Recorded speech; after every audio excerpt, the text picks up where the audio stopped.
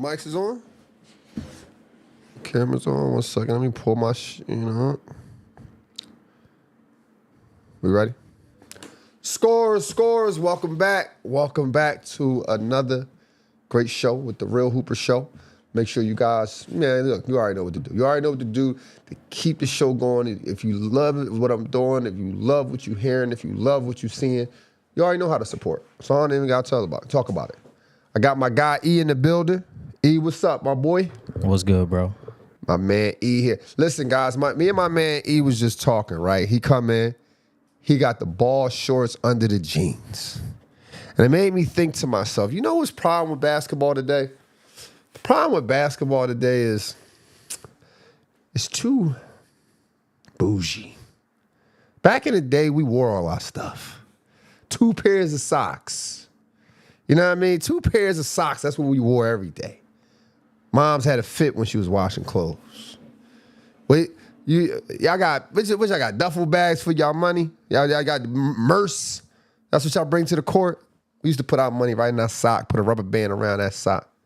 Make sure it didn't slide up when we sweat.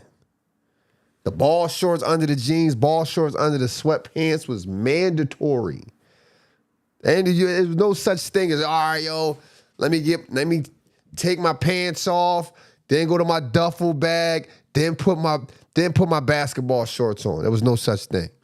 Everything was on the go. Everything was on the fly. Then it came out with the warm-ups. They had the NBA warm-ups, or you could just snap them things off. You just snap them off. You ready. There was no such thing. There was no such thing as a duffel bag. Maybe a backpack. But my man come in here, he got the ball shorts. This remind me of old school, man. I know y'all wondering probably, what kind of basketball is this? What kind of ball? Why it's so big? This for you want, it's old school right here. This old school. Maybe you want to be a better shooter, spread your fingers, man. E, man, what's going on, though, bro? Everything good with you? Yeah, everything good, bro. Everything good, bro. It was a lot of football that was going on. I don't really do the football thing, but it was a lot of football over the weekend. You watch football? No? So yesterday, I actually, after the game, after I coached or whatnot, I went to a little bar. I'm not gonna lie, I went to a little bar, and I don't go out, E. You know what I mean? I try to, I don't really go out. When I do go out, I just like to catch a vibe. You know what I mean? I just want to see what's going on. See everybody living. That's it. I don't want to do much. So I went to this bar out here in LA, or in the Valley in LA, and one of the guys was rooting for a team, right? But he was from the hometown. You feel me? He's rooting for the opposing team, but he's from the hometown. And it made me think to myself, like, how do you get to that space? Like, I know I have some friends. I got this one friend, right? He's from Philly, but he roots for the Patriots. But he never lived in Boston. How you get to that space? So when I asked him, he was like, oh, my dad was a fan of them. How he get there? He didn't live in Boston either. How did you fall in love with another organization you didn't from there? Now, I understand it, though. I totally get, like, all right, yeah, one of my favorite players played for them. My dad liked them. That's okay. But then how you get to the place of hating the hometown? It's one thing to be like, yeah, I don't really rock with, the Eagles. Like, I'm from Philly, so the Eagles, I don't watch football like that. So the Eagles is my default team. I say default team as a casual. I literally say it by just casually, like, whatever the Eagles doing, I'm doing. They good, I'm good. They bad, I'm bad. It is what it is. I don't watch any games until the playoffs. Just keep it a buck with y'all, right? But I don't know how, like, let's say I was into football. It was a time I was into football. I used to like the Cowboys. I used to like the Cowboys back in the day, though. Like, I used to like them when they had Emmitt Smith, Deion Sanders, Michael Irvin, Troy Aikman. They beat the Buffalo Bills in the Super Bowl. I used to like them. I used to like the Cowboys. But I wasn't rooting against the Eagles. You know what I'm saying? Like, I wasn't like, man, hate the Eagles, man, get out of here. I ain't trying to hear that Eagles fly. Like, I don't get how you get to that space, E. Like, who your team, E, for basketball goes? I'm the Lakers, bro. You the Lakers? But you're a home guy. You from L.A. Now, what if you, where's your dream city to live in? Is it still L.A.? New York. New York. So if you move to New York, and then they say the New York culture just you just can't shake it, and you become a Knicks fan. Do the Knicks play the Lakers? Do you root against the Lakers? I can't do that, bro. There we go. Listen, man, y'all gotta get y'all act together, bro. I don't know where y'all from. Like, I understand rooting for one team or your favorite team, but come on, bro. How you root against the home team? And you know why it's hard for me to root against the home team, especially like a place like Philly? I know that the people of Philly organize their Sundays around football, church, dinner, activities, errands, all that stuff. I know in every household, if you live in Philly, you have some Eagles merch. I know for a fact. Like, if you live in Philly, you got no Eagles merch, you just haven't lived in Philly long enough. But people from Philly has Eagle merch in their crib. So I know, and that's also a city that thrives off of stuff like that, like wins, because there's no real like major industry out there. There's no tech industry. There's no entertainment industry. Like, there's none of that stuff. Like, if it is any tech or if it is any entertainment, if it is anything, it's created and is a very small niche community in Philly. So the city needs life, and you rooting against that. Like, that's the thing that kills me about it. You get what I'm saying? So when I see that stuff, I'm just like, yo, how y'all root against the home team, bro? Y'all gotta get y'all act together. I like the Patriots, but I'm from Philly. I've never been to Boston, though. They don't even like you. Like, cut it out. Hey, but you know what? I was thinking over the weekend, E, I was thinking about the level of stardom. You feel me? Like, I was thinking to myself, like, yo, the problem with the NBA today is that the fans are looking for stars to be superstars. You feel what I'm saying? So it's like Kobe Bryant, Jordan, Bron, even who else? Shaq. Some of these guys are superstars. That means, like, when they walk in the room, it's like, oh shit. You can put their face on a Wheatie box. That's the only reason why you're eating Wheaties today. You get what I'm saying? Is they can change your mind about a lot of things, right? That's a superstar level. I don't think the NBA have a lot of superstars right now. Like, I think Anthony Edwards has superstar characteristic traits. You right? Like, he hit that shot on Friday night. We'll get into that. But he hit that step back. He looking at the crowd. You know, that's superstar stuff. Because now the kid's going to be doing all the finger motion. They're going to be doing all that. That's superstar stuff. You get what I'm saying? He's sellable. A lot of people don't wear Adidas that I know. I wear Adidas. I wear Adidas. But the fact that Anthony Edwards wear Adidas, I see a lot of kids wearing Adidas, and it's his Adidas. I don't really see a lot of people wearing Adidas. I didn't see young kids wearing Adidas, 10 years old. I didn't see that. So I look at guys like who a star. I look at guys like, I don't even think. I was going to say LaMelo. I think LaMelo Ball's but he's always injured. You're saying you're referring to up and coming stars? I know, like, some people just have it. Allen Iverson was a superstar. from day one. Superstar. Coming in the league, superstar. Braids. Unapologetically, I'm me. Who? Jordan in front of me? Okay, Black Jesus. You get what I'm saying? You got to be like he was a superstar. Like some of these guys just not superstars. I don't think Luka, like Nikola Jokic, they're not superstars. They're not superstars. They're stars for sure. There's Luka, Nikola, they're stars. They're stars. But do you want to dress like Luka? Nah. You wouldn't even did you want if he had a sunglasses line, would you wear them? Bro, of course, bro. No, bro. You wouldn't wear the Luka shades. You're not dressing like Kobe. You're not looking like Kobe. Kobe, I wore a fro because of Kobe. LeBron. LeBron? You're not dressing like LeBron, bro. No, for sure. No, listen.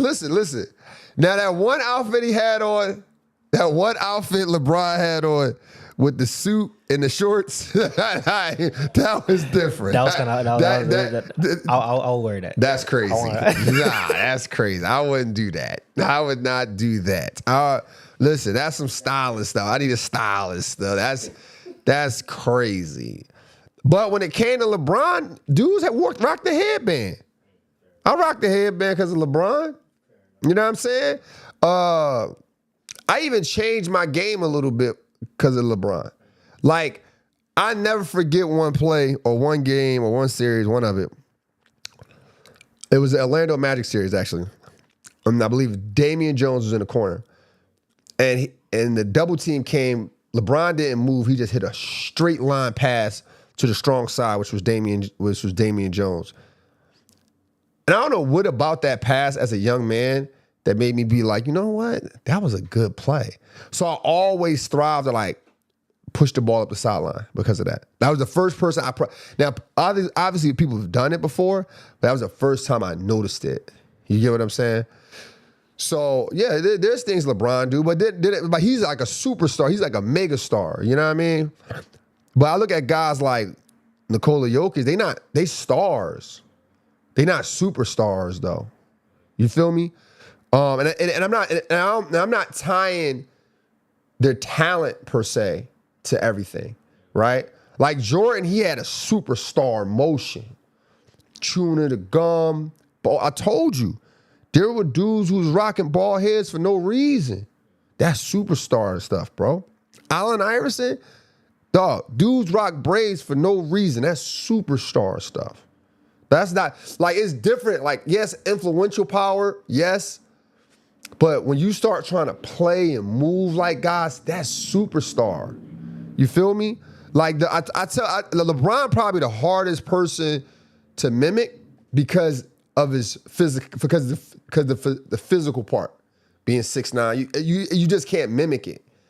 Kobe, you can mimic. Like, the stuff that he was doing, you can kind of mimic on some of that stuff.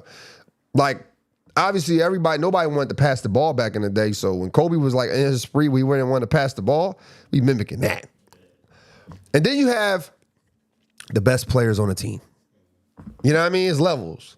MPJ, best player on the team.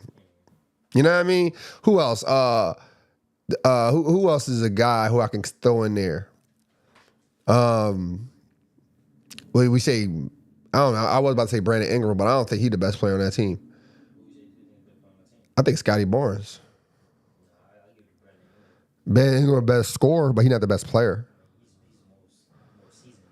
I think he might be more seasoned, but he's still the best.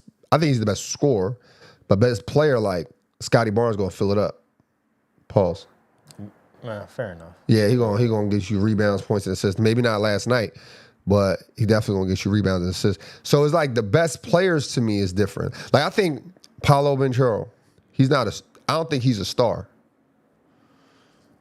I don't think he's a star. I think he's the best player on the team. I mean, yeah, but like John Morant John Morant, if the media gets behind him, he's a superstar. Yeah, I was gonna ask you about that. When He's a John Morant superstar. first came in the league. He's a superstar. And the problem with John Morant being a superstar, he knows he's a superstar. And he's not humble about it. So he's going the wrong way about it. He want to be He want to rock the Nike Techs. You know what I'm saying? He want to rock the Pooh Shiesty. Isn't that Allen Iverson-esque? But Allen Iverson had his own. He was doing something that nobody else was doing though. I think Latrell had braids. Latrell Sprewell had braids at the time. But Allen Iverson was a superstar on the court with it. He was the only one doing it who was dropping it, dropping points the way he was dropping it. Then when guys were wearing suits and all that, he was coming in chain. He was the one rock with the entourage. He was really moving like a rapper. He was really moving like a rapper. He was probably one of the guys to come out with the first guy I can think of, y'all correct me if I'm wrong, a gangster rap album from a basketball player. Oh yeah, he had that one. They didn't like that. They didn't like that at all. How about Jason Tatum? What'd you consider him? Jason Tatum, to me, he's a star. Not a superstar. He's because too many people doubt him. You know what I mean? You don't,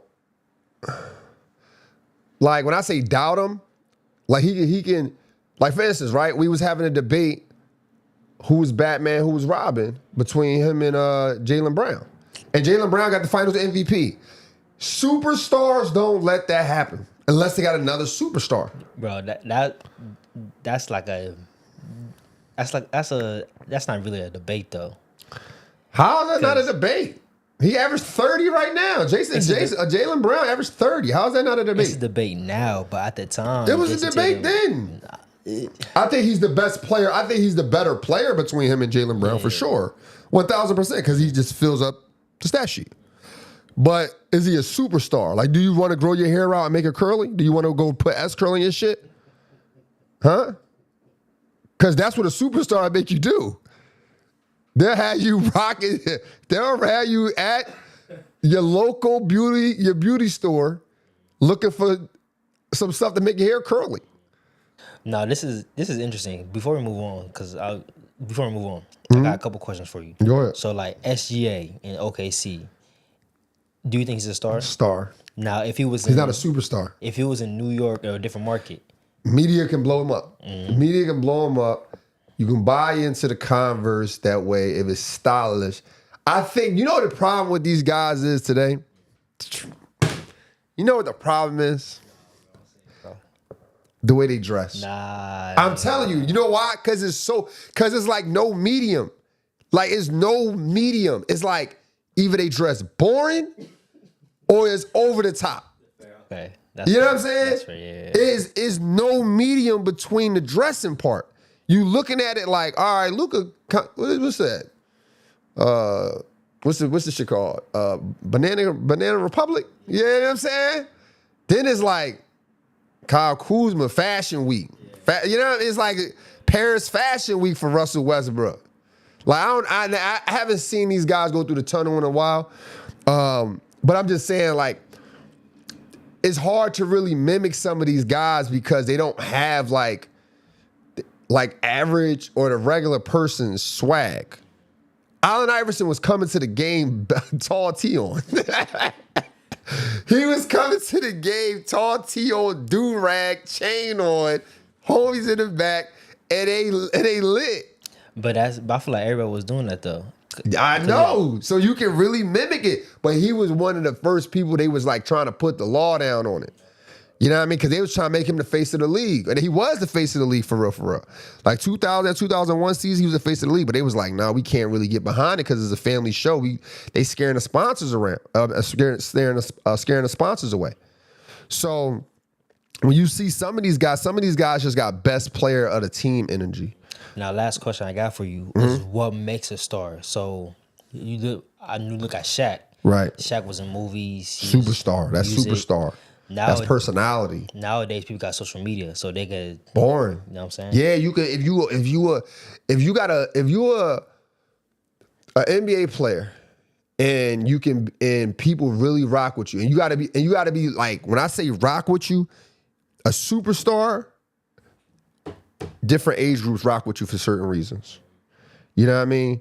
Like, you appealing to the young kids. Like, Anthony Edwards have that. He has that opportunity right now. Like, he can be on live. The young kids like him. The older guys can like him. You know what I mean? He can be talking to his pops. He be talking to his friends one day. And the young boy, like I saw the commercial with him and his homie, and they singing in the car, right? Like, that's how y'all young boys interact now. Y'all singing R&B songs with each other now. and you know what? That's cool for y'all. Y'all might, I forget the song, but you know what I mean. Then me as an older guy, right? I'ma tune in if he talking about some shoes, if he talking some old heads, if he talking about, how to get better on the court for the young boys. I want to listen to that.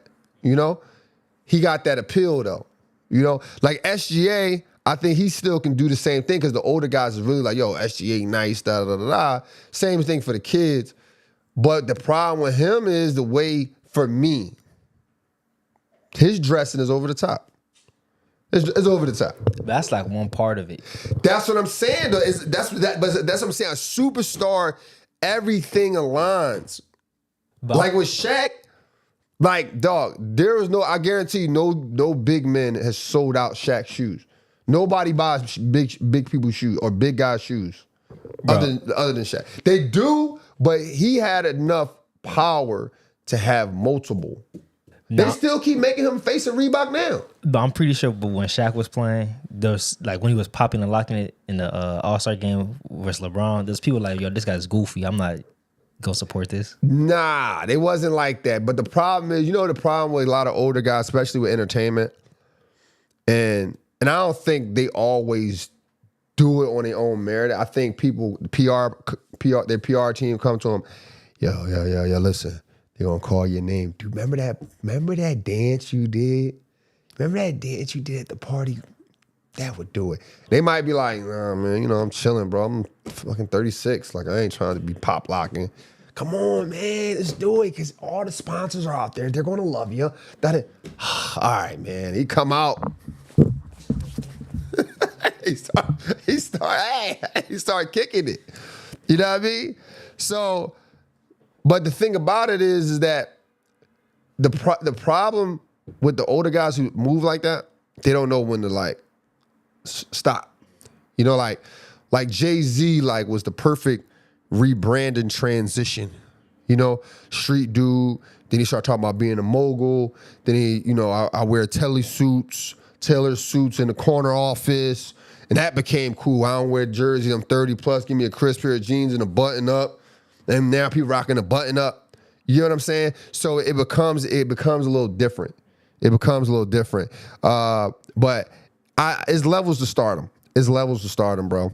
And we got to stop putting so much emphasis on some of these stars. Like a Zion, to me, he the best player on the team. He's not a star. You know what I mean? Like, there's nothing, because his body type, there's nothing he's going to do to make somebody want to do it. Then he also don't have all the tangibles to be a star on the court. Like, he don't shoot threes, right? So you look at stuff like that, and it's just like, that's the best player of the team, right? Like, he can easily move somewhere else and be the second best player on the team. You know what I mean? Let's get into some other stuff, though. You watched that Paul and Anthony Joshua fight? Yeah, I saw it. What you think? I thought it was an enjoyable fight. Really? I thought it was pretty enjoyable. You know what? It wasn't enjoyable until he got knocked out. And I'll say it now. And here's the reason why I say this. I'm not a boxer, but I box. If that makes sense, right? Like, I do all the workouts. I spar. I've been sparring for years. I've done smoker matches. I've been in the ring with professional fighters. But I'm not a boxer. Like, I don't want to take that title because I understand what they go through. I understand that for you to call yourself a boxer, you got to be in the trenches. It's an all-day job. Like, it's sacrifice. It's guys right now that's in the back of a kitchen cleaning plates and they're not trying to get a more stable job or a job that pays more because they want to be a boxer. They want to be a professional fighter. They waking up every day. They're running. They're doing the things that it takes to be a boxer. They're not eating certain things, drinking certain things because they want to be a boxer. I don't do that. Like, I don't do that. Like, I will if I have a match, if I have like a sparring match and I feel like, and that's just for me to be mentally prepared, obviously physically prepared when it comes to conditioning, but I don't do that. So I'm not going to call myself a boxer. So when I'm looking at a guy like Anthony Joshua, I'm looking at him like, yo, you a 2-time heavyweight champion and you act like you can't hit Logan Paul. Like, this is out. Well, it's not Logan, it's Jake, my fault. Jake Paul. Is it Jake or Jake? Jake, yeah. You act like you can't hit Jake Paul. And that was the issue for me. And honestly, if he didn't knock him out, I would have felt like all of boxing is rigged. You feel me? Because ain't no way, like I get it. For the most part, I get it. You want it to be entertaining. Right? So you have to like let the rounds kind of carry. But some of the stuff, it was like, you can't hit him. And then when he did hit him, like, you could have took his head off right there. And like, even when they doing the slow motion and stuff, now, like I said, I'm not a boxer, but I box. So I know openings, I know how to trap, I know how to do all those things.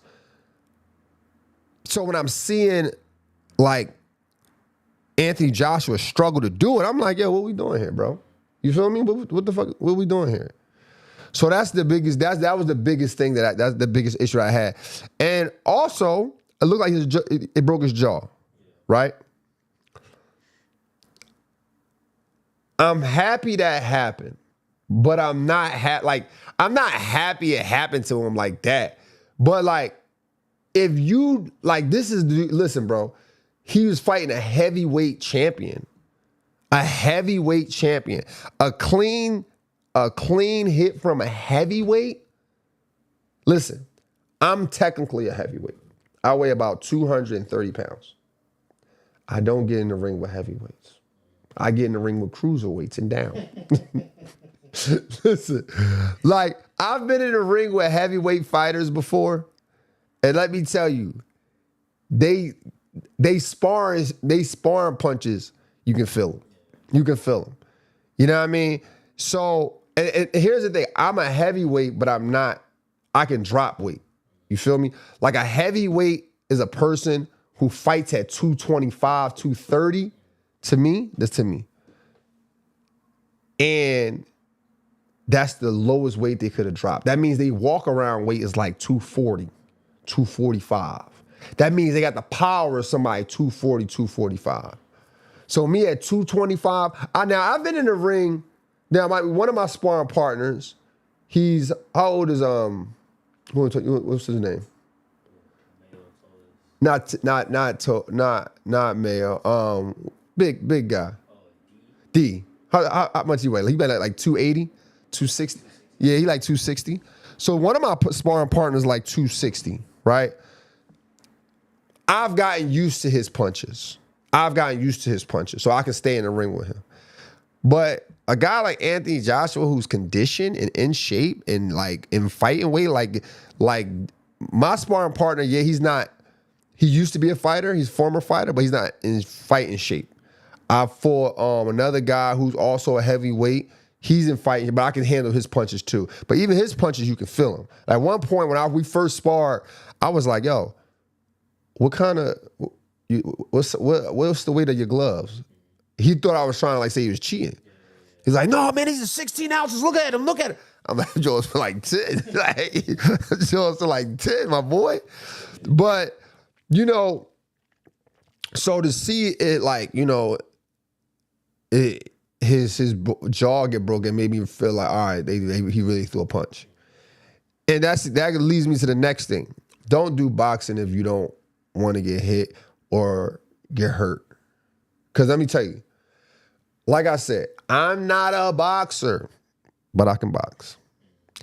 And I've been hit in the head. I've fought without headgear, all that stuff.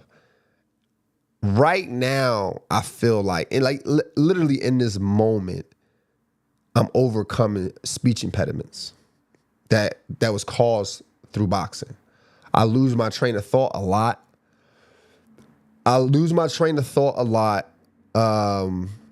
My memory a lot. Like when I say memory, I mean like forget words. Like what's that word? Like even like just now. Like I couldn't think of a person who I sparred with over, I can't tell you how many times. I couldn't think of his name. And talk to him all the time, everything, shake his hand and bought merch, all that stuff. Couldn't think of his name. And not because, excuse me, and not because he wasn't important. It's just because that's what the way my memory is lined up. Like even now when I talk, I have to slow down.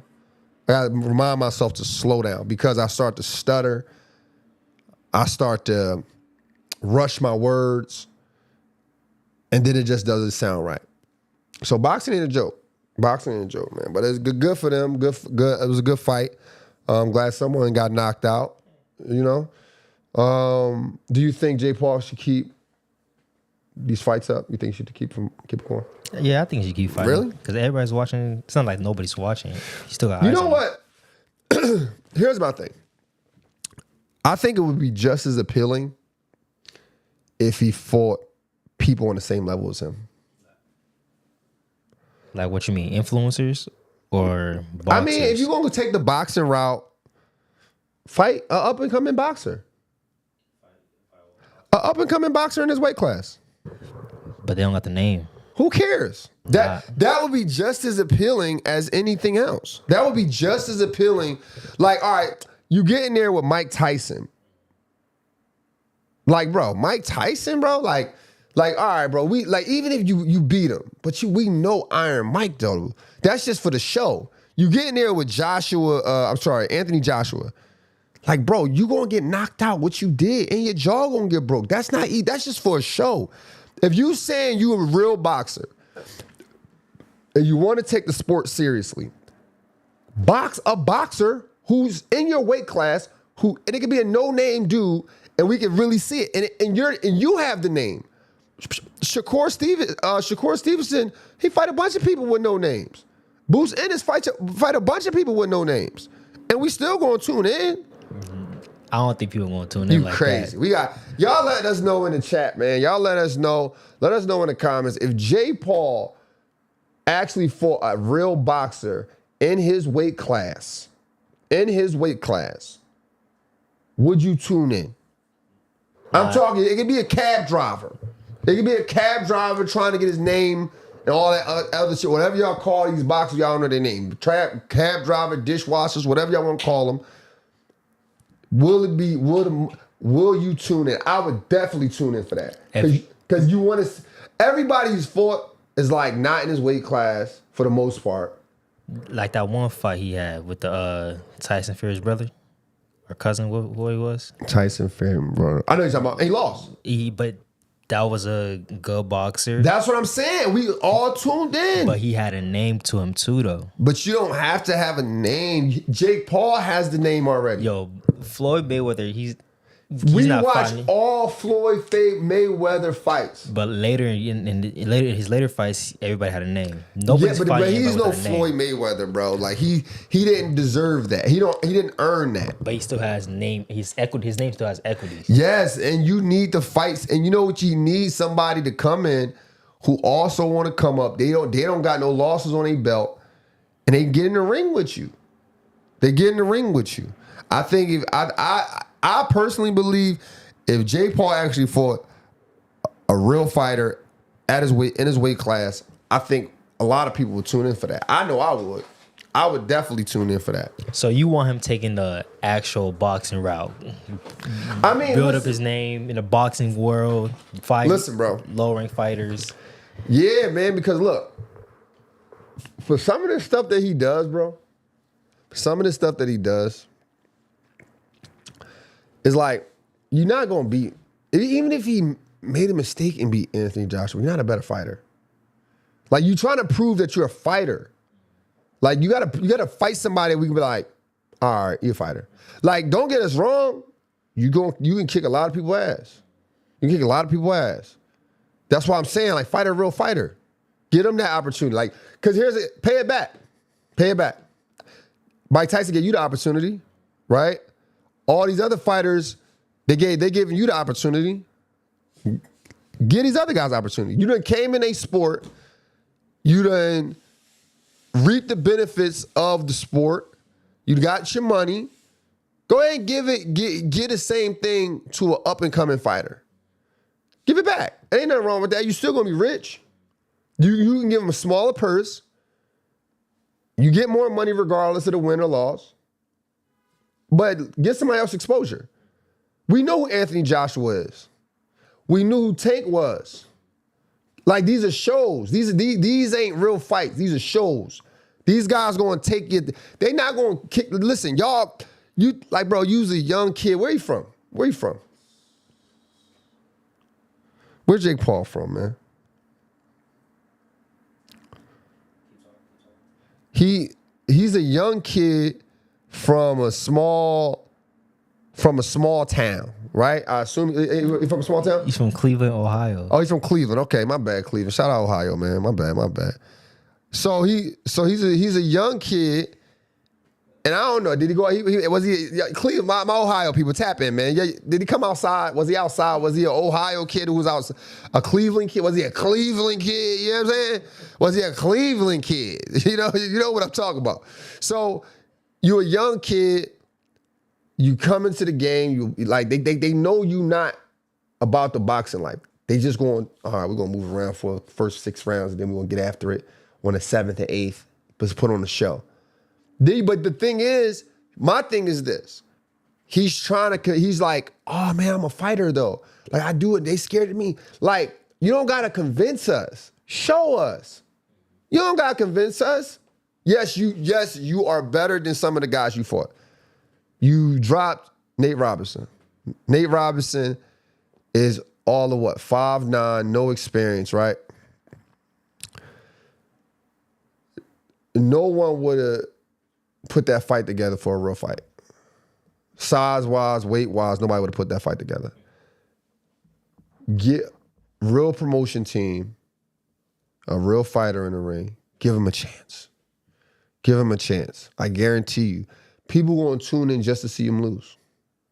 Now, I'm not going to say he's going to lose, but people love listen, one thing I can tell you about the public, they love to come up and they equally love the downfall. They going to pay regard. Listen, people will still pay to this day to see Floyd Mayweather lose. There's some people, man, I know he's going to lose this one. This young kid from Saudi Arabia, man, he's 21. He's 21-0. He's strong. Floyd can't do nothing. I'm going. I'm paying my money. I am going. They go, Floyd Mayweather the victor. Damn it. This is the 17th fight. You feel me? So I think Jake Paul would definitely sell. Any more questions? Okay. That goes for another thing. That brings me to the next subject. The next subject is first they love you, then they hate you, then they love you again. So what that means to me is like people love to hate first, and then they love you again, right? First they love you, then they hate you. Sometimes they hate you, then they love you. So like for instance, right? In basketball, they've run the same play. Like at one point, they didn't like Michael Jordan. He was too selfish. He couldn't win basketball games the way he played. They didn't like the cockiness. They didn't like his shorts hanging. They didn't like the baggy shorts. There was some things they just didn't like, right? Until they realized it worked. Same thing with Kobe. Kobe, he arrogant. He's selfish. When Shaquille O'Neal left the Lakers, the whole LA was upset. Was you upset, E? Do you remember that? Or you alive? Were you even alive then? I was born in 2002, bro. So you were alive, but you don't remember. But you was young though, so you don't remember it though. 02, he left 05. Yeah, you don't remember it. Like you had an emotion, like you couldn't comprehend basketball at 3. Like what the hell? I'm dead ass. Like why do y'all listen, bro? Y'all, you know I keep telling y'all basketball fans, bro. FOMO, fear of missing out. Now you're trying to convince yourself you knew what basketball was at 3. No, I'm saying I don't remember it. Yeah, I know. I know you did, dude. You was 3. Like, you don't know. Like, all right, you was 3 and the Sports Center came on. Shaquille O'Neal has just been traded to the Miami Heat. You was in your little playpen. You was crying. Come on, bro. You didn't remember, bro. Get out of here. Like going back to Kobe though. Y'all Lakers fans upset. Like it was Michael Redd. I believe Michael Redd said he didn't want to play with Kobe, right? Because they were trying to get another star to be with him, to get with him. And then with all that arrogant stuff they was talking about, bro, it became the Mamba mentality. That's all they had to brand it. That's all they had to brand it, right? Like all the stuff they hated Kobe for, it became the Mamba mentality. The stuff they hated Jordan for, it became his airness. The stuff they hate LeBron for, they gotta fix it. It's gonna be the kingdom. It's going to have something there that's gonna make people like, you know what? I think we just misunderstood him this whole time. I low-key feel like we're seeing it with his longevity. People talking about his longevity. I feel like it's starting to happen a little bit. Yep. Like that whole I'm a witness campaign. It can happen again. Damn, I witnessed this. I witnessed that. I witnessed that. Then he makes shoes. I was a witness. Listen, bro. Let me know if y'all need me on y'all branded team. You know what I mean? Because listen, I'm multi-talented. I can do it all, man. I can coach basketball, train basketball, give you hot takes, and know how to brand some of you players. But I was thinking about that over the weekend. Like, damn, bro, these guys really actually like run the same play all the time, and nobody bats an eye. Nobody like, nah, he bugging. Like, you know, we ain't gonna fall for the same thing over and over. We saw y'all did this with Mike. We all right, we gonna fall for it. Forget it. And then it made me think another thing too, right? Like I always try to like, I'm a person, I don't get upset a lot because I try to understand people. I try to understand people to my best ability. And one of the ways I try to understand people is just try to put myself in their shoes, right? So like the casuals. I try to put myself in the casual shoes. Like there's casuals that genuinely hate LeBron, right? Now, here's the thing. When I say hate, I'm not saying,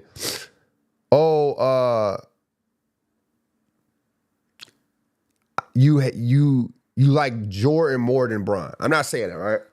Excuse me. I'm not saying that because that's an opinion. You got every right to like Jordan more than Bron. But what I am saying is there's people like making nicknames. Lee Bum, Lee Flop. I got a friend who genuinely just don't like LeBron. He ruined the team, right? And it made me think, like, why is this a thing? And I had to think a little deeper. They don't know how to separate the two. They don't know how to separate the players. Like you can't separate LeBron. Like they didn't compare Magic to Mike. The reason why they didn't compare Magic to Mike because it was two different personalities, right? Like Magic was Showtime Magic. He was smiling. You know, he made the good pass. And it was the Showtime Lakers, right? So you had to enjoy the Lakers to really, if you really like Magic, right? Then Jordan came in. He was the scorer. He was the killer, right? Kobe, same thing. Same style of play. He was a scorer. He was the killer. Bron did both. He was smiling, passing, and dropping it. So for the casuals, they don't know what to expect. At the end of the game, is he going to pass? Is he going? And if you don't understand a good play, you hate the idea of a star player passing the ball. You get me? At the end of it, so they don't know what to cheer for. So they don't know what they're watching, and sometimes it turns them off because it's so unpredictable. So when a casual fan is confused, they don't know what direction to go. They don't know what direction to go, and that's where some of the hate comes from, because they in confusion, and the people who understand this game is celebrating it, and they like, what? Did you see that play in 2011? Did you see what he did in 2011? You like, yeah, 15 years ago. That's kind of cool. Right? Like they talk, what? You see what he did 2 nights ago against the Raptors? He passed it. Okay, they won. Like, you get what I'm saying? Like, so the casuals don't understand this game, so they in confusion into how everyone else can understand this game. And listen, the casuals, they want to be so a part of the conversation that they just say anything. Because they're like, oh, I don't know how you guys can understand them. Like, they're trying to figure out how the real hoopers understand them. Right? They're trying to figure out, like, all right, the real hoopers don't got a problem with the way he's playing, but I do. But why don't they got a problem? Instead of them coming to a real hooper and asking, like, yo, what about that play that was so good? I don't get it. They want to be in the know-how. They want to be in the know-all of everything. They want to always be in the. They don't want to admit they don't know certain elements about basketball. They got that FOMO, fear of missing out. So they just hate on it. What I tell you, they fear what they don't understand, hate what they can't conquer. This is a theory of man. Quote, end quote, Nas. So it goes back to one player. Everybody liked Magic because he smiled and he killed you with a smile. Jordan, he killed you with determination. Same thing with Kobe. LeBron killed you with both. You get me? So it's one of them things where I'm like, man, I see why the casuals hate that, man. I see why they hate him, man. But, man, let's get into some hoops, bro. Let's get into some hoops, man. Did you watch the game on Friday? You talking about the OKC game? OKC game, bro. Did you watch that OKC versus the Timberwolves? Yeah, I saw that. What you think? What you think of I thought it was a good game. You thought it was a good game? Yeah, it was interesting. I thought it was a good game too, man. I thought what made it interesting? Just it was a close game. Close game. Mm-hmm. Close game. Yeah. The OKC now. OKC lost. Now, do you think are they looking breakable now? I don't think they're looking breakable, but I don't know. I don't want to say a book is out on how to beat them, but it's just, you know what I'm saying. I just take it as another loss. Well, here's the thing. They're going through that stretch of their season where they're starting to play good teams, right? Now they got to play the good teams, so they got to play them back to back now. Because that's what happens. Like, you play the easier teams out front, and then you play the other teams on the back end. And then and those teams get stronger, even if you met them earlier, right? So at the end of the day, they still played well. I think they didn't shoot well that night. They shot about 28% from three. OKC, that is. They shot 28% from three. And then the Timberwolves shot a little better at 35%. But that's probably where the deciding factor could have been. But they also stayed in the game because of the free throws and the field goals. That was the free throws that Timberwolves couldn't make. Timberwolves was about 70% from the free throw line, 38% from the field. But the OKC was 93% from the free throw line and about 37% from the field. So it is a close game in different areas. It came down to the wire.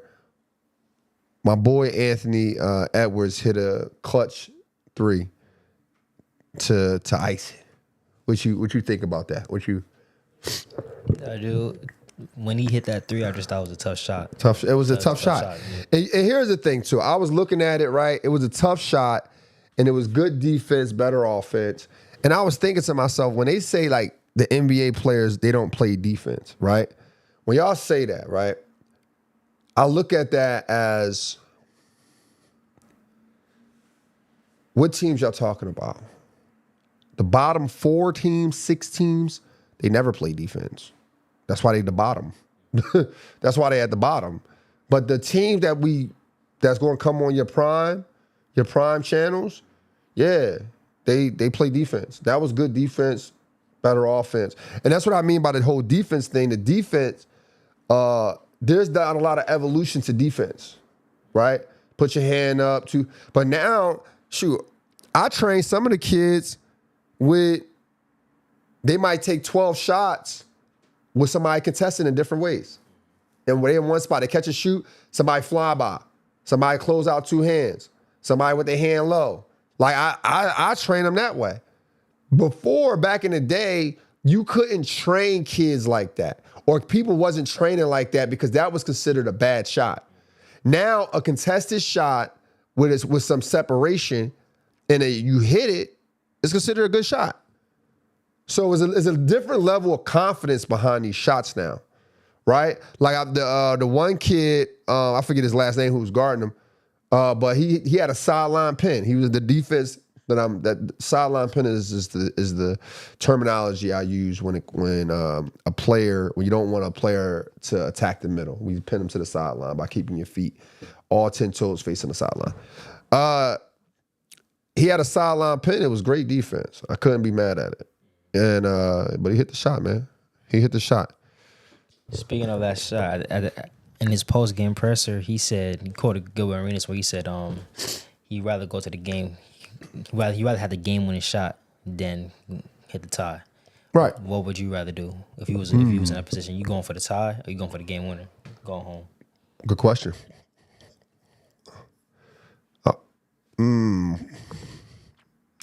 Yeah. I'll probably tie it up. I'm going for the tie. I mean, if I'm taking what the defense give me, right? If they back off me and they dare me to shoot, yeah, I'm gonna shoot it. I'm gonna shoot the 3. But if I know I can get past someone, I get to the basket, I see that lane open, or I get to my spot and I can get and rise up confidently, yeah, I'm gonna take this. I'm gonna take the tie. We're not taking what the defense gives you. What are you hunting for? Like, what do you want in that moment? You hunting for the tie, going overtime? Yeah, probably. Yeah.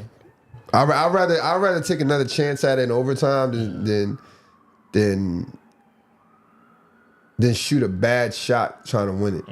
Okay, fair. You get me? Yeah. Like, I'm gonna get to the spot no matter what. I'm gonna get past you if you up on me. But if you backing off and that shot there, for sure. For sure. Like if you trying to play me at arm's reach, I'm pulling up. I'll pull up for the 3. I'll try to win it. But that was a good game. I was kind of upset that I wasted so much time watching that Anthony Joshua and Jake Paul. I wanted to watch this game in its entirety. Then we want to skip over to Lakers versus Clippers on Saturday. Did you get a chance to watch that game, E? Yeah, I saw some of it. You saw some of it? Yeah, okay. My boy E getting in the spirit. My man E definitely, listen, my man E don't be watching no ball, man. He ain't in that. Yeah. So what'd you think of that game? I mean, it's just another loss for the Lakers. Luka was out. Austin Reeves wasn't playing. Brown played good. You almost won. We was in there for a little bit, but right. It is what it was. Wow. Yeah, you know what, man?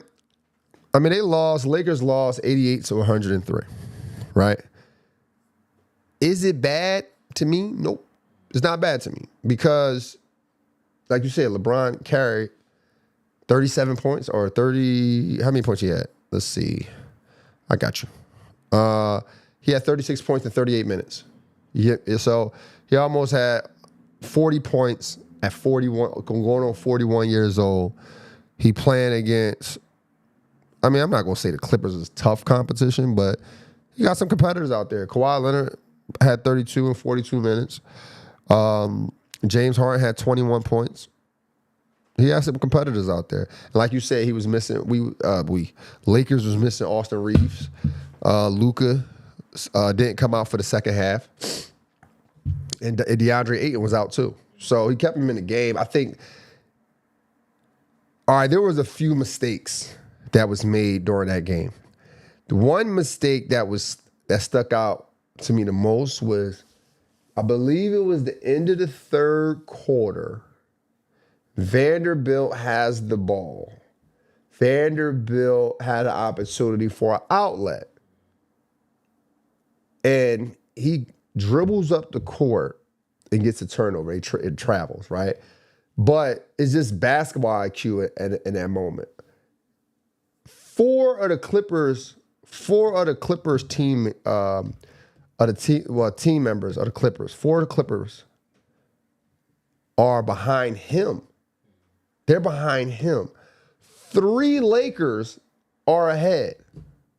That means you pass the ball up, you have a 3-on-1 break. You have a 3. Actually, 2 was ahead. 1 was ahead of 1 Clipper on the opposite side. So yes, you have a 3-on-1 break. That's basketball IQ, right? So, and a lot of times in that game, that's what happened. They ran into like mental mistakes and errors. So that's how they lost that game. They lost that game. I mean, then obviously no one else scored, right? Like, so Jake LaRiva was like the next leading scorer, 12 points. It reminded me of LeBron in 07. You know what I mean? It reminded me of Bron in 07 back then. So he knew what to do. He tried to carry. But listen, man, I'm not going to say he's too old. I ain't going to say that. You know what I mean? Because I'm right around the same age. So he ain't too old, but I hope I wasn't expecting him to like, I mean, you know what it is with Bron, bro? People always say this, like, yo, when he old, when he make mistakes, it's, oh, man, he old. When he win, it's like, oh, look how old he is doing it. Yes, absolutely. Let me give you a scenario. You at the gym, right? A 70-year-old man walks in. He lifting all the weights you lifting. Damn, he's 70, bro. He's 70 years old, right? Damn, he running 5 miles, 6 miles at 70? Man, I wish I could be like you, man. Same scenario. 70-year-old comes in. He just walking on a treadmill because he's 70. He's 70. You ain't like, oh, speed it up. I seen another 70-year-old.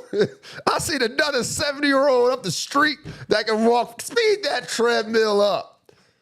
That's where Bron at. That's where he at. If he do something great, it's great he did it at this age. If he do something not so great, he is at that age.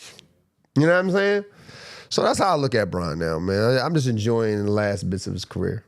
You don't think there's an expectation for him to perform since he's taking up 50 mil in this contract? Performance of what? He averaged what? How much he average right now? Don't worry, I got it. What do you want to perform at? Here's my thing. All right, he is the expectation for LeBron to perform. What's the expectation? Like, what you think he should? Where should his performance be?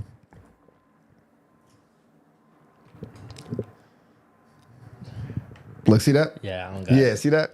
That's hate. That's hate. See, that's what guys do. They don't like LeBron so much. They just be like, man, I think he should just he should do more because he getting paid $50 million and we can get that to somebody else. Like who? Like who y'all gonna give $50 million to that's gonna change? Who? Y'all don't know. Y'all just hate. That's it.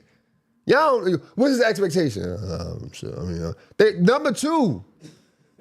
Like, they not better than OKC. They finished number 2 last year, right?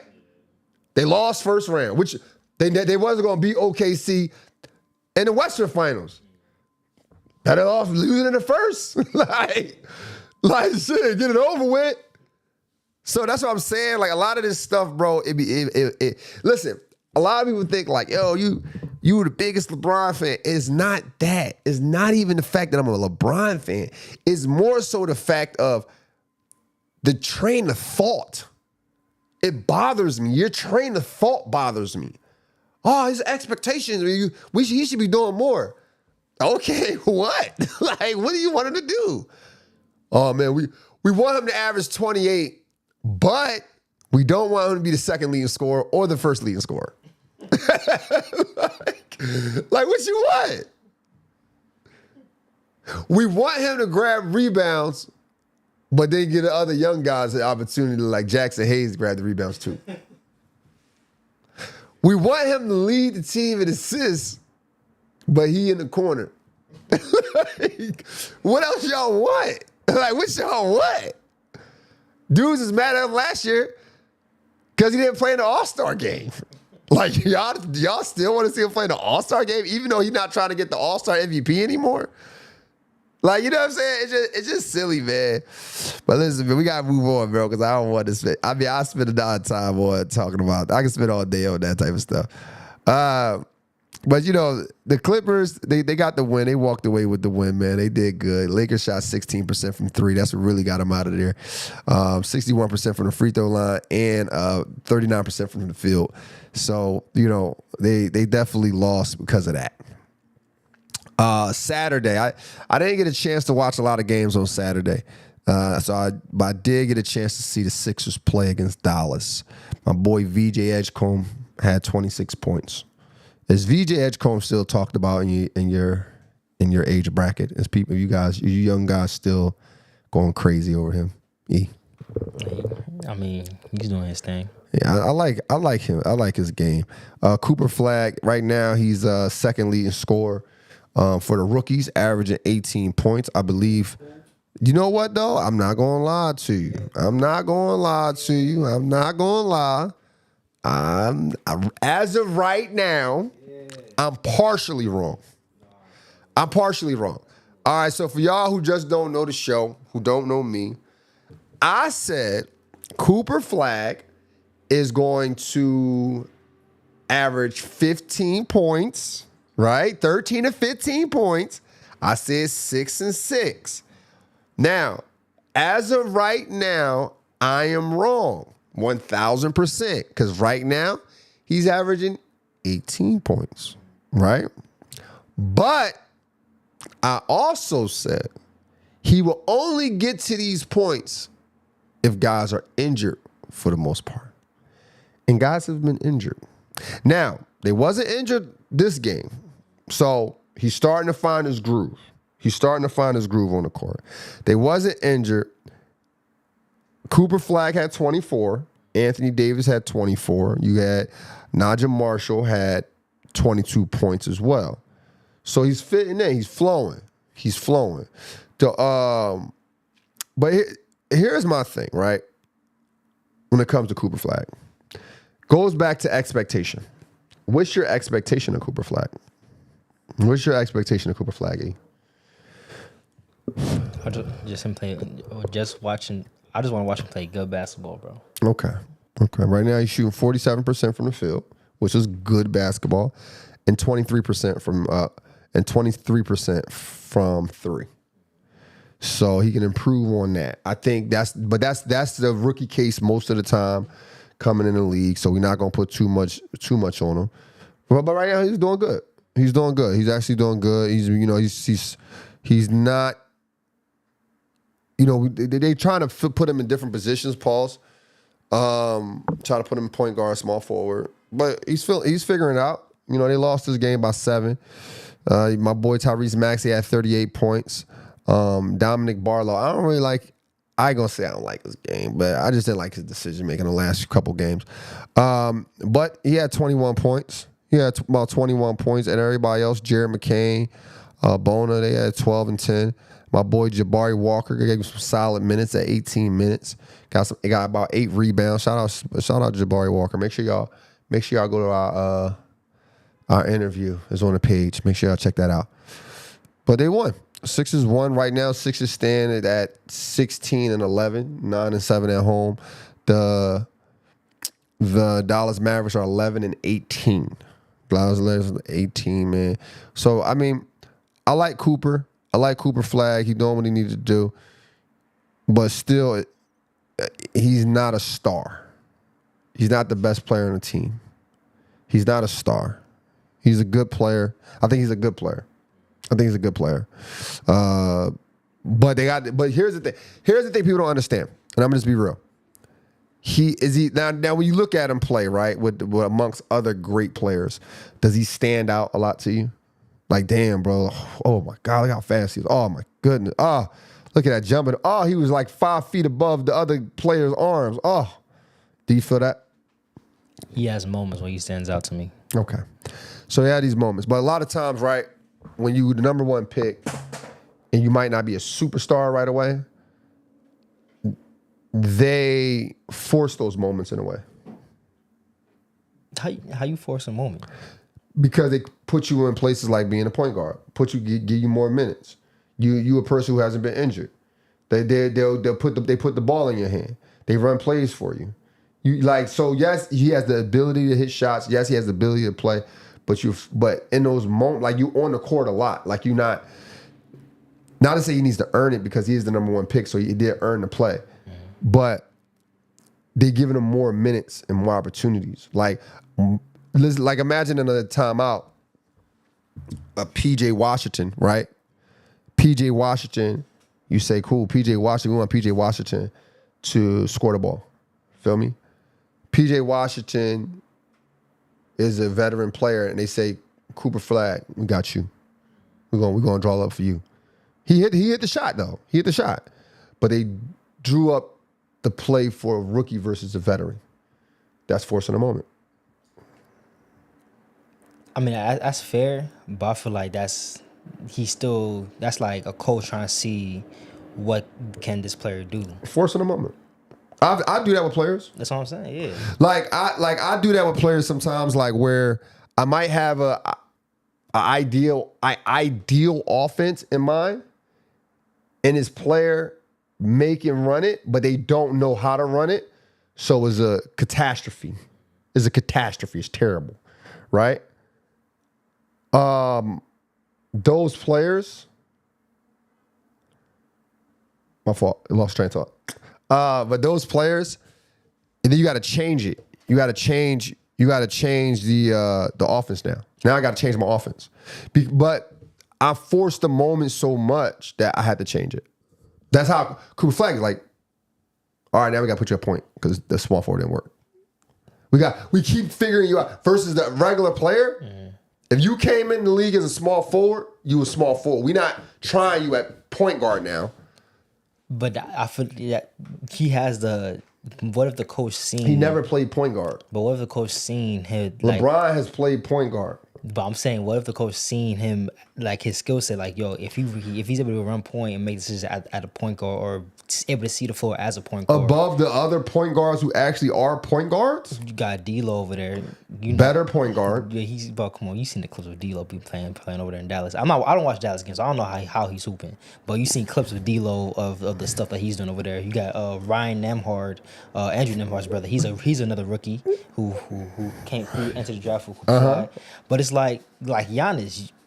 He's right now. You seen Giannis bring the ball up the court and make decisions. But he's not a point guard. He's just bringing the ball up the court. But that's what I'm saying. That ability that forward. But no, like it's a difference between guys coming up, bringing the ball up the court, and being a point guard. Like me bringing the ball up the court, right? I can literally just be bringing the ball up the court because it's part of the play. Like for instance, right, as a coach, I might say if my point guard is being harassed, or I want my point guard to come off a screen, or to get somebody else in foul trouble. I want them to run across the screen because this guy being aggressive. Yo, my power forward who can bring the ball past half court, whatever, bring the ball up. Wait for him to come off this pin down over here. You're just setting the play. A point guard is making decisions for everybody on the court. But you're allowing it over a long course of time, though. Like, you're allowing it for the last 28 games. You're allowing it. Like, a lot of people don't have that window or that string to be allowed to do that. That's the point I'm making. Who doesn't have that? A lot of guys. Nimhard couldn't just if he was stinking at the point, he'd be just stinking it at the point. But see, if PJ Washington come in the NBA, he's stinking as a small forward. We just stinking as a small forward. We're not gonna try you at another position. Because he's not. Cooper Flag is a highly ranked number one. Again, because he's the number one pick, he earned the right to be exercised in multiple ways. Because he's number one pick. Yeah, I agree with that. So he's not doing. There's nothing wrong with that. I don't think he's like doing anything like we never seen another rookie doing. Like like it's not like he's blowing guys out of the water. VJ Edgecombe, he's just like he has that athleticism. But see, VJ Edgecombe, his athleticism, his style of play is going to, for a rookie, is going to translate a little longer because he has like a little bit more grit than Cooper Flag. He has more grit, more upside, obviously explosiveness, speed, and he's actually a point guard. He's actually playing in a point guard, and he's actually learning from other point guards. Tyrese Maxey plays two guard right now. So they're both in point. But Cooper Flag, let him run the point. Let him play all. It's like Wemby. So let Wemby play one. Wemby can bring the ball up, bro. You're not gonna have. It would take Wemby out of. It would throw Wemby off. We literally seen Wemby bring the ball to the court, shaking big dudes. That doesn't mean you're a point guard. That does not mean you're a point guard. I'm saying, let Wemby out there. What can you do? Or Wemby can do this, or now we're gonna change the system, make plays for Wemby because he has this skill set. Mm-hmm. You gotta go out there. This rookie year, you're 18 years old. Let's see what you can do. All right, over the years, we're gonna either bring another superstar to complement your skill set or build a team around you. We're just trying to see. Wemby's still gonna be a center. But that's on the point though. Like Cooper Flag ain't gonna be a point. He's not gonna be a point. He's gonna be a small forward. But the reality of it is, we all know that, and he's still trying to put him at point guard because that's called forcing the issue. But I feel like it's development. Sure. I don't feel like it's forcing. It's still you still forcing it. You got players because I have players who I would develop as a point guard, but I wouldn't try him as a point guard all the time. Like I wouldn't lose. Like he would have to come up. He would come off the bench behind another. He would play against the second unit point guard. That's what I'm telling you. That's what I'm telling you. So the development that you would have for a regular guard is now being forced. But at the same time, a guard, he's been playing guard his whole position, so he wouldn't need the same development. Cooper Flag, he rarely, if ever, played point guard his whole basketball career. So he needs as many reps as he possibly can. That's what I'm saying. That's the stuff you do in practice. That's the stuff you do. That's when you are the second line. That's the second unit point guard. You're the second unit point guard, so it's not forced. The fact that you're playing against the first unit point guards and you starting the game off like that, that's what makes it forced. That's what makes it forced. It's no longer development. Development is like the secondary thing, right? Like for instance, let's say I have a kid on my team. He really wants to shoot the ball a lot, right? But I know he's a point guard. I know he should be a point guard. I'll play him in his natural position, but then through games where I feel like, we should win this game. The margin on the clock is wide. Let's put him at the point for this game. I would do that. No. But other stuff, nah. So Cooper Flag, man, I like his game, but I see him as a small forward. I still have him as a Gordon Hayward. Nah, bro. I'm still going with Gordon Hayward. He's more than Gordon Hayward, bro. He's more than Gordon Hayward, bro. Not to me. We got to talk about that another day. Going to Sunday, Houston versus Sacramento. Houston lost that game last night. Houston lost that game 124-125. I watched that game. I watched that game last night. And let me tell you why they lost. Let me give you guys some insight on why they lost. Now, here's the reason why they lost, bro. The last 5 minutes of the game, Kevin Durant had the ball. He had the ball at the half-court line. He had the ball at the half court line, and he was playing point, right? And this is why I say Houston needs a point guard, because KD's holding the ball up top and he's stretching the court out, so like to make the double team have to recover, further steps to recover once he passes it out, right? But I think he needs to be coming off screens. I think a point guard needs to be setting him up for a shot. But meanwhile, he's doing all that. He's that guy in this moment. And that's not, and I think that takes him out. I think if you wanted to beat Houston, that's how you would beat him. Make Kevin Durant be the point guard. Because I like the kid, what's his name? Reed Shep. I like Reed Shepard, but they pick on him. Russell Westbrook, big shot on I believe Reed Shep. Schroeder, big shot. Schroeder going in the paint. He shakes. Then all of a sudden he SGA. He pumped fake up, leaned in. They just disrespecting my man. Like every time they get Reed Shepard on a dog is just disrespect. They just try to disrespect him towards the end, and they save it towards the end. And I think Houston knows it because Reed Shepard's a corner boy after that. So now you got a point forward in Sengun. He's playing, making some major decisions from the free throw line, and then you have Kevin Durant. Now Kevin Durant is being a point. He's 40 feet away from the basket. Wouldn't a Reed Shepard and Sengun high pick and roll kind of not in the clutch? He's not ready for it. That's development. This is development. We don't have another point guard. Reed Shep is our point guard.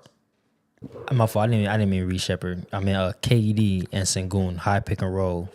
Wouldn't that kind of, you know what I'm saying? It did. He pulled up. He pulled up over somebody. Pulled up for three. Two guys on him. It did. You know what I mean? But still, you still want him coming off screen. Like the last shot of the game, it was a cross screen at the elbow for KD after he set a screen. Sengun sets the screen. This is off my memory, by the way, because I rewind stuff. KD sets a screen. Guy comes off. Then he has another screen coming for KD from Sengun. Catches it, shoots over Schroeder, and misses it. He should have been doing that the last 5 minutes of the game, coming off screens. That double pin down, on ball screen. He should have been not holding the ball at the half court line, trying to get them to double, get the ball out of his hand, and then I pass it. And then now they got a bomb in their hand. You know what I mean?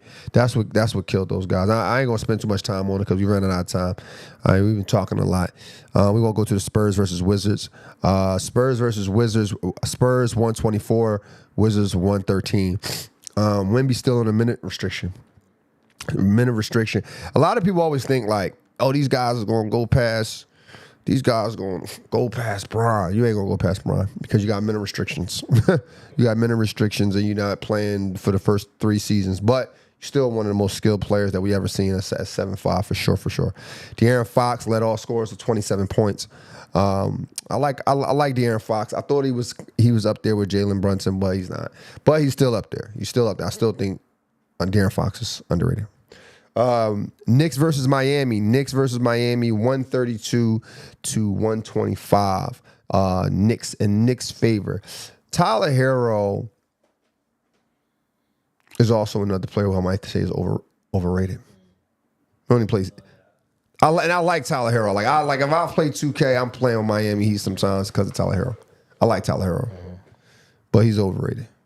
Yeah, I could see why you say that. 6 games this year. He missed last game because of his toe. Out due to toe injury.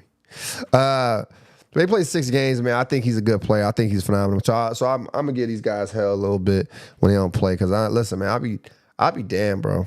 If I go to these games, there's too many games where the stars are sitting out and y'all want us to pay for season. I wouldn't pay for season tickets ever. I would never pay for season tickets. I just wouldn't pay for it, bro. Like I'm not buying a ticket until I see the DNP. I'm not buying it.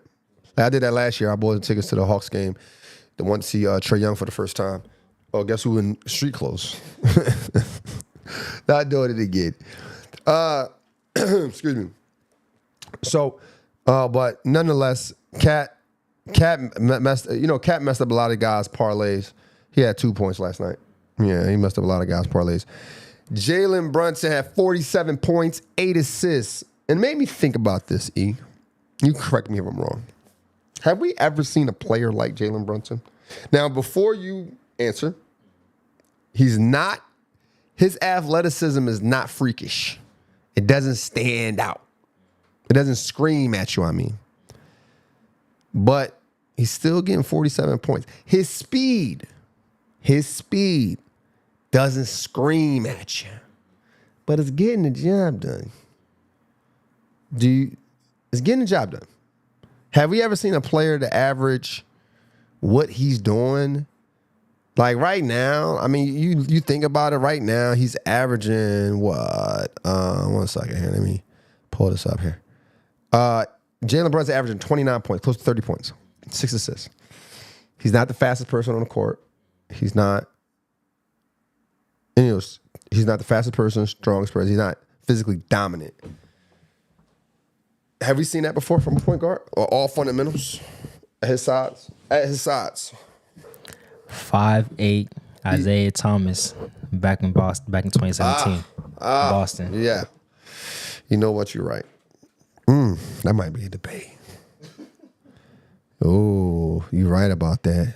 But JB, he's doing it longer than IT though. Mm-hmm. That's only. That's because of injuries, though. That's a good comparison. That's good. They both made it to the Eastern Conference Finals.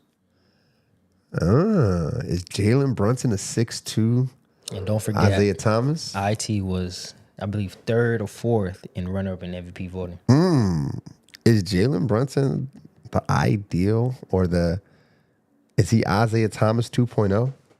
Is he getting what Isaiah Thomas should have received? Is that what you're telling me here? Wow. They got E Sharp. I couldn't think of nobody last night. I was like, damn, who he play like? We got to put that one in the chat. Let me know, man. Is Jalen Brunson the Isaiah Thomas from 2017 2.0? Tap in. The Knicks is on the road, though. The Knicks they shot 50% last night. They shot 50% last night from the field. And they haven't lost 2 consecutive games since Halloween. So they really balling. I like them. I'm still not ready to say champion, but they got the most experience out of everybody on the East. Chicago versus the Hawks. This was an all-star game. 152 to 150, the highest scoring season game. 152. So you know it wasn't no defense. You know it wasn't zero defense. I can bet you right now. I can bet you any money right now that most of their shooting in that game was 50% for both teams. Let's see.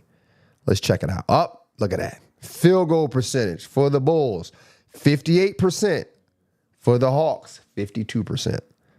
49% from 3, 48% from 3. There was no defense in this at all. There is no way.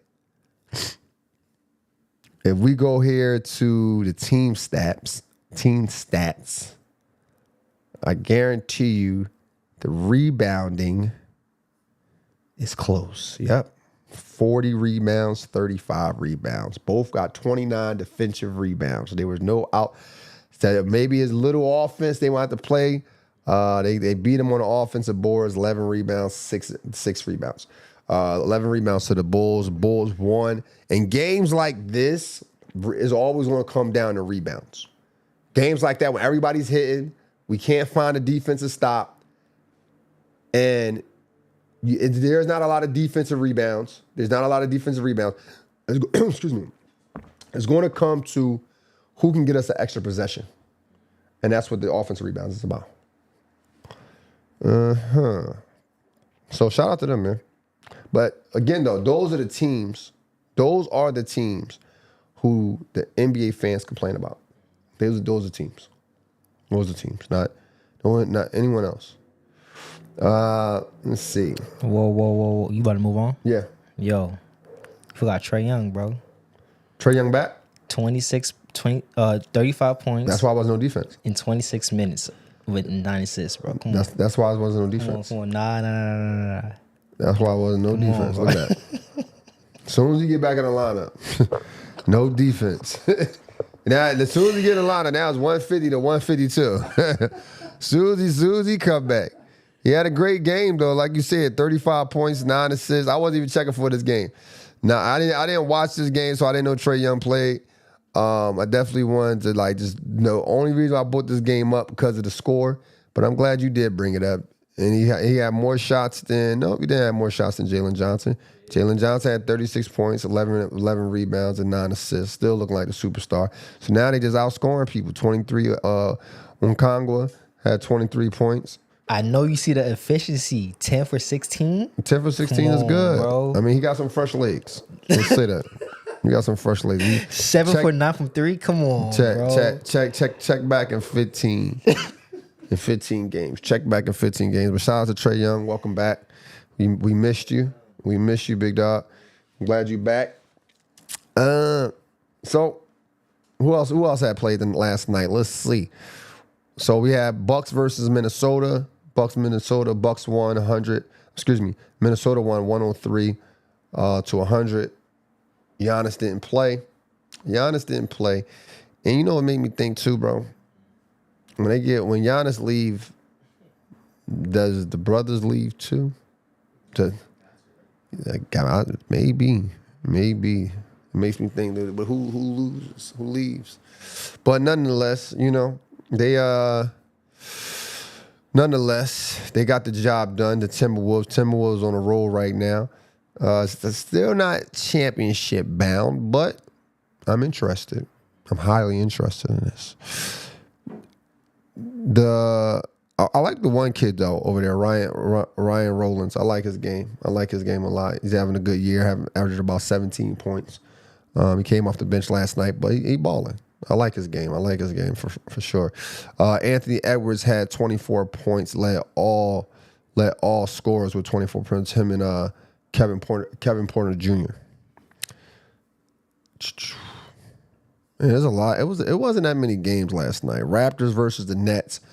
Again, another parlay killer. Scotty Barnes. I believe he had 4 points. I'm skimming through notes, guys, because we definitely got to get out of here now.